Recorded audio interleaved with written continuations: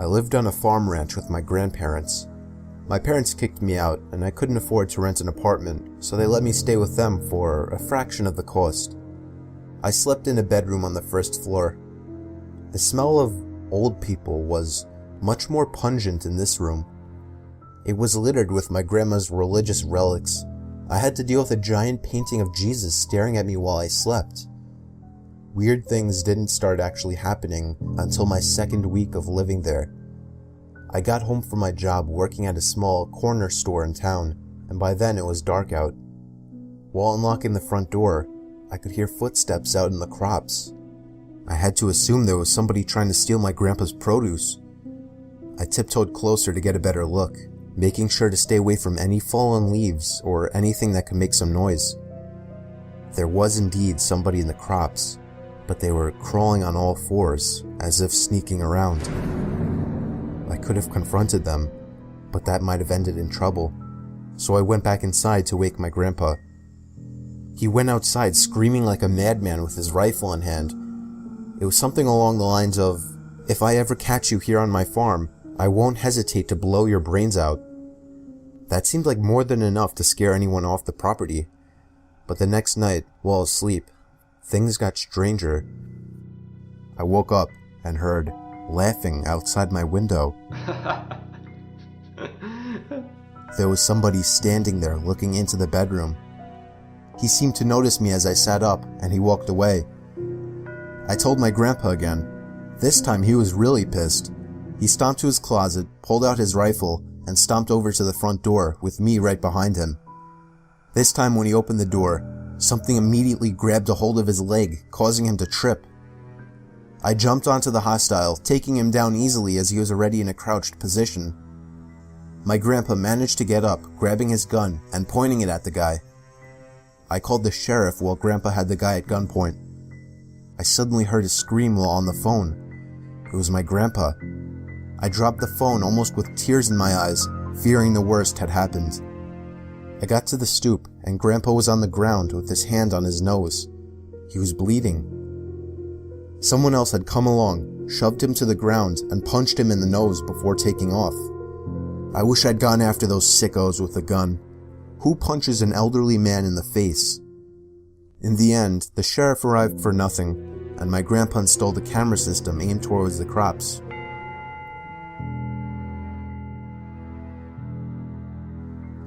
Last month I got home late one night after hanging out with my sister, brother-in-law, and a few of their friends. I walked up to the stoop and saw my mom left a note on the door telling me to take out the garbage cans to the front. I made a point of being really quiet since mostly everyone was asleep by that time. When I got to the side of our house by the garbage cans, I could hear voices coming from our backyard. I took a peek over the top of the fence. There were two people standing by our patio table. I was freaked out. You could understand why. I had to run inside to tell my mom. My dad doesn't live with us, otherwise I would have gotten him. We only made it out her bedroom door when we noticed the two people from the backyard coming up the steps. I shoved my mom to the window, basically forcing her to jump out onto the tiny ledge below. I somehow got her to do so, and while hopping out myself, the two intruders entered the room. I only caught the briefest glimpse at them before hopping down to the ledge myself and then down to the grass. Me and my mom booked it to the neighbor's house. 2 weeks later, when we had just started to move past the incident, the sound of the phone ringing at 3 a.m. woke me. It kept ringing non-stop. It didn't go to voicemail. My mom got up after like the 10th ring. We looked at each other and let it be. The phone rang for another good 10 minutes straight, until my mom finally yanked the phone cord out of the modem. We slept with it off that night. I was sure it had something to do with the break-in. Two weird things like that don't happen so close together without them being linked somehow. The next day, my mom got a text message on her phone. It said, "Why didn't you pick up?" This was only a week ago, and we're still shitting ourselves, worrying when the next incident might happen.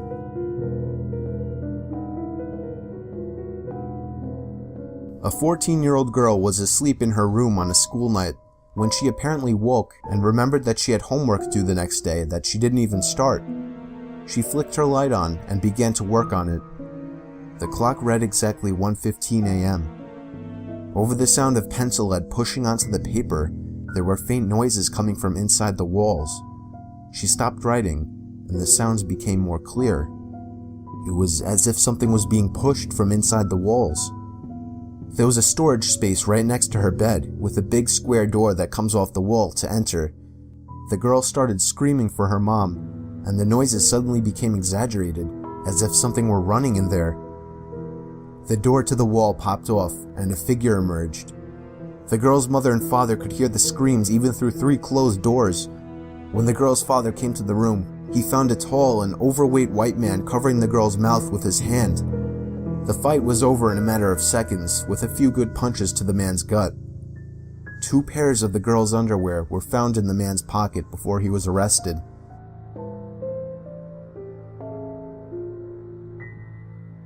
Me and my wife were spending the night together in Cedar Beach. Unfortunately, the place closes at 9:30, and the place was miles from basically anywhere. So we were pretty much stuck with nothing to do at the beach at 9:30 at night. So we just took a walk through the wet sand until 10.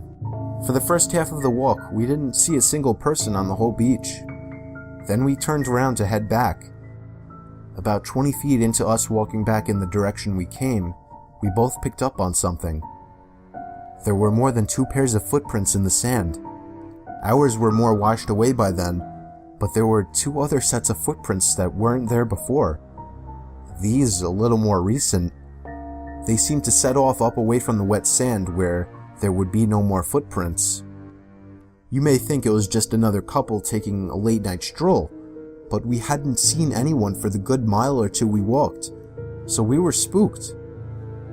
I used the flashlight app on my iPhone to scan around the nearby dunes. I even went as far as calling out asking if somebody was there. I told my wife to wait there while I headed over to the garbage pails. It seemed like the only place somebody could be hiding. It was clear. I shined the light further down, revealing a tunnel that probably led to a parking lot. I moved closer until I could actually see a little into the tunnel, and as soon as I could, I shut the light off. There were 2 things in there. I don't even know if I should call them humans, because from what I saw, they looked like hunched, naked creatures huddled in there. They had skin to match that of a medium dark-skinned Caucasian, but with much more flaky, wrinkly skin. I didn't mutter a word. I just stomped through the sand to my wife, pulling her with me as we ran back in the direction of the car. We made it back to the car in about 5 minutes, completely out of breath. We got in the car, and I finally explained what I saw to my wife. She looked at me like I was crazy, and she still does. But can you blame her? I'm sure you're not even taking this seriously. I reported my sighting to the proper authorities the following day, and have been coming back to the beach at night once a week to try and find the creatures once more.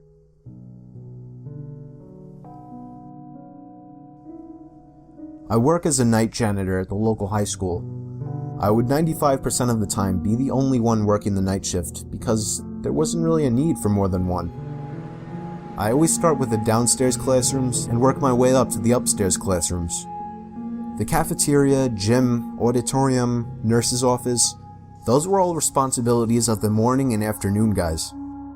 So since I was always alone, I would commonly have a bunch of radios sitting around the hallways playing loud music, like I did this one night. The upstairs of the school was shaped like a U rather than an O, so to go around to the other side, there was only one way. I was mopping the floor in one of the social studies classrooms when I noticed, from all the way across the other side of the school, the lights to one of the classrooms turned on. I don't mean it was left on. I always shut the lights to every room I wasn't in. I mean the lights turned on. I stood there with chills running through my body. There was somebody walking over to the window. They stopped and stared straight over to me through the window. It was the most disturbing thing I had ever witnessed. I didn't know what to do.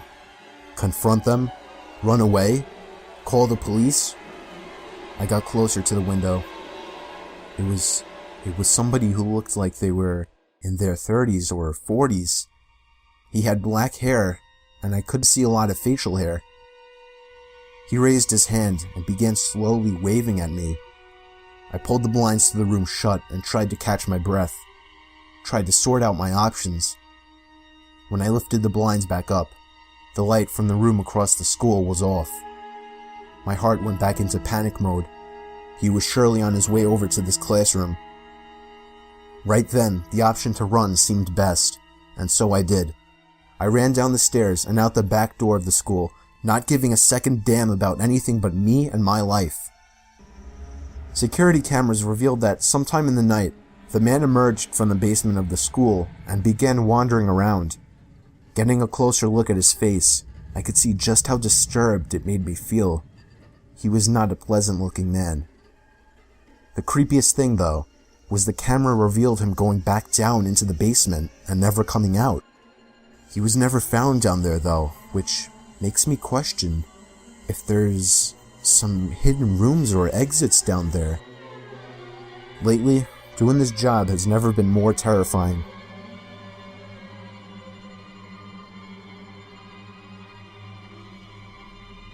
I used to work as a house cleaner when I was a 17-year-old guy trying to save up for college. The person I worked for the longest was a man named Jeffrey. I only spoke with him once when I met him, and a few times in between when he came home early from his job. That was it. I couldn't tell you if he seemed normal or not. He had a very serious rule, though, not to go into his basement. He even left a big sign on the door. The curiosity ate away at me, but I did my best not to sneak any peeks. So one day, while I was dusting the furniture in his room, I just got a little snoopy and started going through his drawers. Don't ask me why. In his bigger drawers, there was just a bunch of clothing. I started going through the smaller drawers and found things like cameras, batteries, photo albums, and various knickknacks. Same thing in the middle drawer, but in the bottom one, I found a small wooden box sitting perfectly in the corner. It needed a key to open it, but I had actually taken notice to a small key that had been hanging on his keyring in the kitchen. It looked like it could fit in this lock. When I tried it, surely enough, the key twisted in the socket and opened the lock. What I found was disturbing. There was a pile of black and white photos. The first ones were just pictures of the house, but then eventually, I was in every single photo, in every single room of the house, including the bathroom. The most disturbing picture was a colored one that stood out from the rest. It was taken from outside one of the windows, aimed to me when I was in the kitchen. I put the pictures back in the box, except for a select few to use as possible evidence for something that I feared might happen. I locked it back up and put it in the drawer. I left everything else in the bedroom as is. I was about to leave the house and never return when I passed the basement door. Now that I wasn't coming back, I figured I should check out the basement so that the curiosity wouldn't forever eat away at me. I stepped inside and flicked the lights on. The air down there smelled really bad, like rotting animals. There were weird posters on the walls, a lot of erotic ones. I was shocked to even see some with boys and girls that looked under 18. There were 2 doors leading to either rooms or closets. I didn't go into them, but the horrid smell was the worst by those 2 doors. I finally realized there was a buzzing sound whenever I moved. I noticed in the corner there was a ceiling camera pointing right at me, but after noticing it, it seemed to stop moving completely. That was my cue to get out of that house. I drove home to safety. Jeffrey tried calling me one time after this. I didn't pick up. He didn't leave a message. I'm glad I never gave him my address.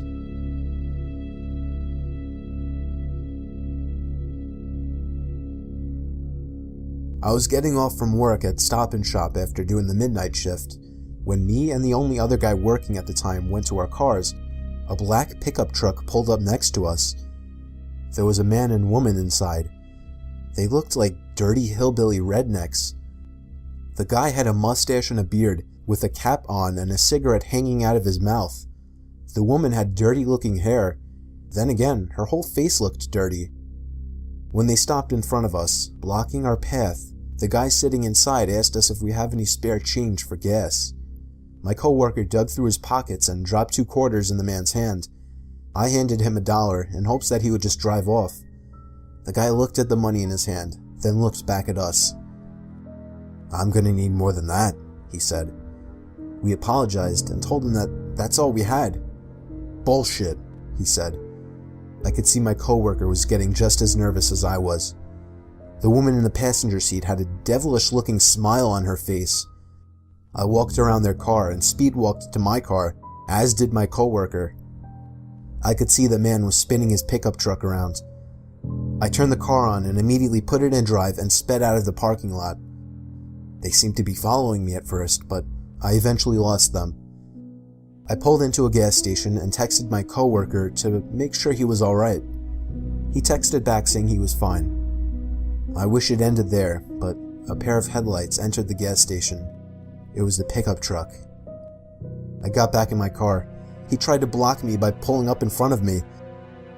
The woman in the car pulled a gun and started to lower the window. I yanked it in reverse right out of the parking lot. My back window cracked as it was hit by a bullet. I somehow managed to lose them once more and make it home alive. I found 2 more bullet marks on my car. It's so scary to think how close I was to dying. And for what? Unfortunately, there are so many messed up people in this world.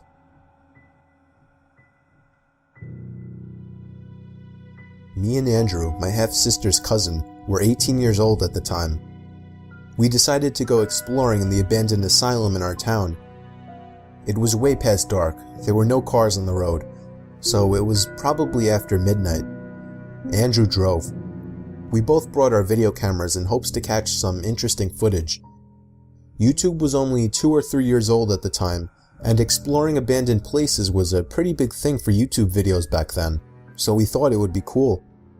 We had to crawl under a hole in the fence that someone else had cut. We both brought along flashlights, of course. We got in through one of the broken windows. There were a few planks on the floor by the window that had once been planked up against the window to prevent anyone from entering. We began our search, both flashlights on, along with Andrew's camera which had night vision capabilities. There was nothing but broken glass and graffiti everywhere. There were a few cracks and holes in the wood floors that led to blackness below. We didn't dare shine our lights down there. We both shared a few laughs, but I was creeped out as hell in there, and I knew he was too. The place was huge. We ended up in a small room with a dental chair and other equipment. It was strangely unsettling. The most unsettling room upstairs, however, was the bathroom. When we were in there, we heard a constant dripping sound coming from one of the stalls. When we tried to open it, it was locked. The opening at the bottom was far too small to crawl through, so we just left that room in a hurry, very creeped out. Behind one door, we found a stairway leading upstairs or downstairs. We wanted the video to be as scary as possible, so of course, like 2 teenage guys would, we went downstairs. There was a new set of hallways, much more creepy now that we were underground.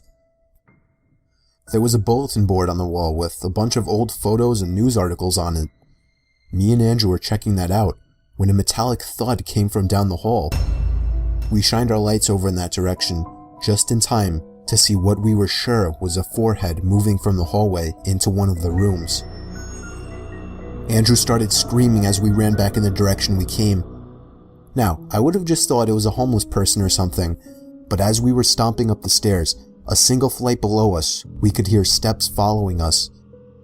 At this point, I was screaming too. The feeling of being in the back was horrifying. I felt that at any moment, I would be grabbed from behind and dragged down the stairs. But we made it back to the main hall, and down to the window that we entered from. We made it outside, and could hear through the window the door to the stairway opening from down the hall. We got to Andrew's car as fast as we could, and drove off, never looking back.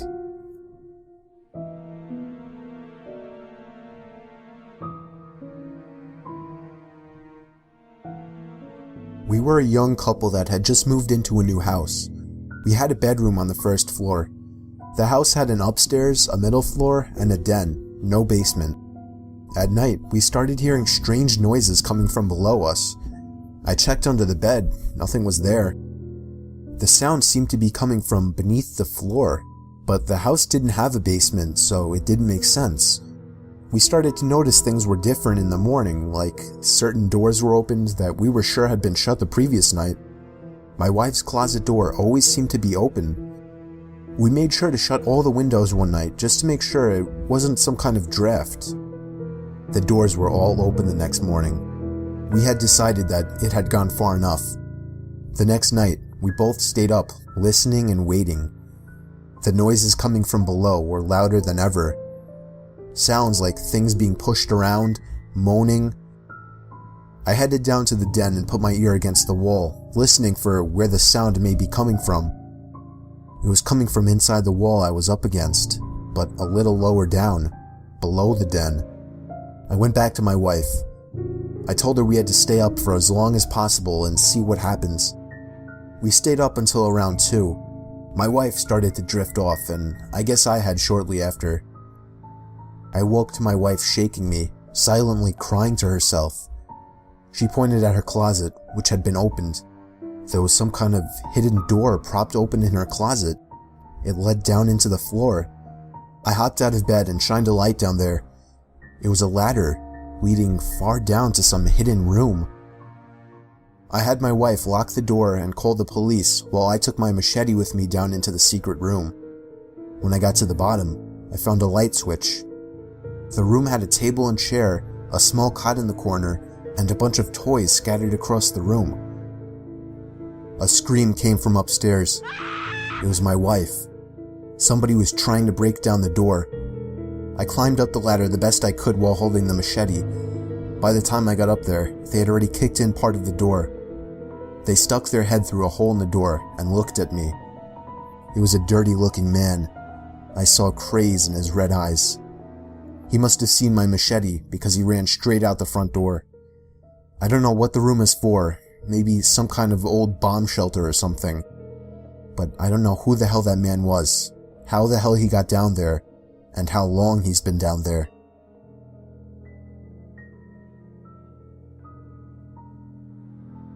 I was 27 years old, moving out to live with my girlfriend in an apartment. It wasn't the fanciest place ever, as we weren't the wealthiest couple ever, but it was fine for us. The first night in, we already hated the neighbor. There was yelling and thumping going on all night. It was like they didn't sleep all night. My girlfriend wanted me to go over. I told her if it continued the next night, I would go over. We didn't hear anything of them throughout the day while setting up furniture, but when night came and we were trying to get some sleep, the freakish yelling and banging resumed, sometimes even bangs on the wall. I decided to draw the line and confront them. I knocked on the door, and a middle-aged albino woman answered the door. Her voice was raspy, as if she had been smoking cigarettes for the past 40 years. I politely asked her to quiet down. She told me to back off and mind my own business before slamming the door in my face. The noises and yelling only got louder after this. My wife said we should report them. I went to the front desk the following day, bringing up the couple that lives in that apartment. The doorman looked puzzled. He told me that only a woman named Kathy lived there. Her husband passed away 5 years ago. She was written down as only being one person in that room, so she was breaking a rule of the apartment building. The doorman went to go check out the room. The woman let him search the apartment. He came back to tell me that she was all alone in there, which seemed so odd. He did, however, ask her to keep it down. I thanked him and went back to the room. It seemed it had worked, as there weren't any sounds that night. I woke to see somebody standing by our bed. "Anna?" I whispered. My wife turned next to me. She was in the bed. The familiar raspy voice at the end of the bed said we shouldn't have reported her. I screamed and fumbled for the light switch. My wife started screaming even louder. By the time I turned on the lamp, she was gone. I slipped on my shoes and ran out into the halls in my robe looking for her. Her apartment door was open, but she wasn't in there. Where could she have gone so fast? Nothing was heard of Kathy for a whole week, before one night there were 4 loud knocks on our walls. Not thumps like the previous noises. These were actual knocks, meant to get our attention. We moved out a day later,